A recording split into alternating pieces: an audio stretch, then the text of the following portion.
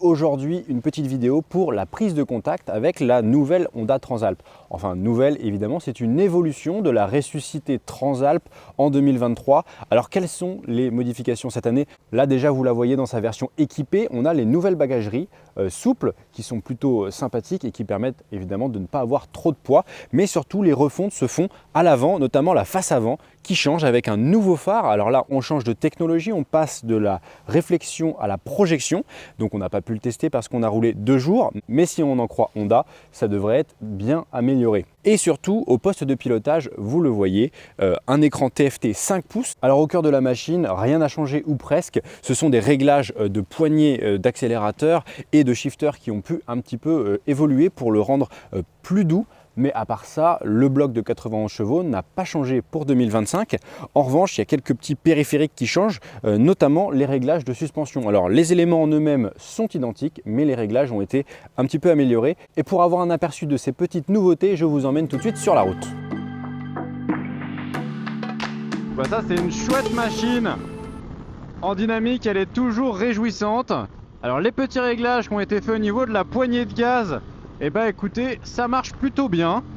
Et puis c'est surtout l'accordement des suspensions. Alors c'est que du réglage, hein. Les éléments sont restés identiques, mais ça se ressent plutôt bien. Elle est mieux maintenue à l'arrière. Et puis l'accord avec l'avant est plutôt bon. On est bien retenu. Ce qui va vraiment changer le confort sur cette machine, c'est la selle optionnelle confort avec 2 densités de mousse différentes l'une sur l'autre. Et je dois avouer que même si elle ajoute 20 mm à la hauteur de selle, eh bien elle est sacrément pertinente cette selle confort. Et puis dès qu'on est au guidon, ce qu'on voit c'est surtout le nouveau TFT 5 pouces. Et il est plutôt agréable, lisible dans toutes les situations. C'est le même sur toute la gamme Honda 2025 et il vient avec son petit joystick au commodo gauche qui est d'ailleurs rétro-éclairé. Et la vraie amélioration c'est la logique de fonctionnement parce que l'ancienne logique Honda, parfois on pouvait s'y perdre, il y avait des choses un peu contre-intuitives. Et là, ça a vraiment été amélioré. Et j'allais dire, c'est une petite révolution en termes de navigation. Et en parlant de navigation, on peut aussi avoir la navigation virage par virage. C'est aussi une nouvelle fonctionnalité qui arrive cette année. Et ça, c'est pratique pour ceux qui ont l'habitude de connecter leur moto à leur téléphone. Et en étant au guidon, la seule chose qui manque pour moi, c'est un régulateur de vitesse. Mais bon, on me dit dans l'oreillette que c'est une fonction qui pourrait arriver sur une prochaine génération. Et ce modèle 2025, il a aussi beaucoup de nouveautés dans les accessoires. Je vous en parle tout de suite devant la moto.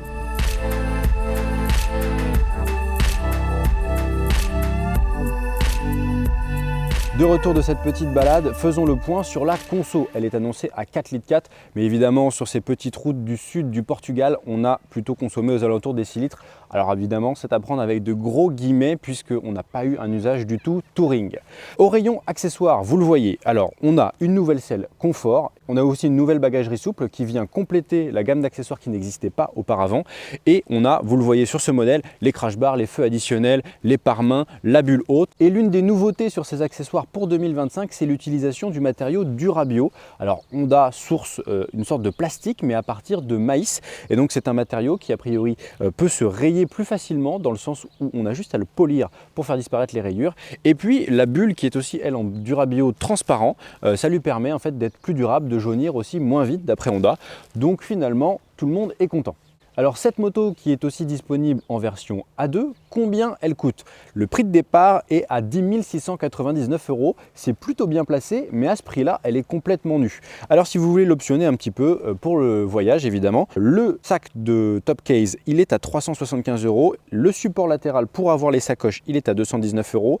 Les sacoches sont à 269 € et ont une contenance respective de 37 litres à gauche et 36 litres à droite. La selle confort, elle sera à 170 €, les poignées chauffantes à 220 € et les feux de brouillard à 195 €. Et j'oublie le shifter qui lui est proposé aussi en option à 282 €. Alors ça commence évidemment à faire gonfler un peu la facture pour cette moto qui est garantie 5 ans certes, mais ce n'est pas la seule à faire ça. Et dans les concurrentes toutes trouvées, on y trouve bien sûr la Suzuki 800 DE qui elle est proposée à 11 799 €. Donc là on est presque 1000 € plus cher, mais elle est un petit peu mieux équipée d'origine.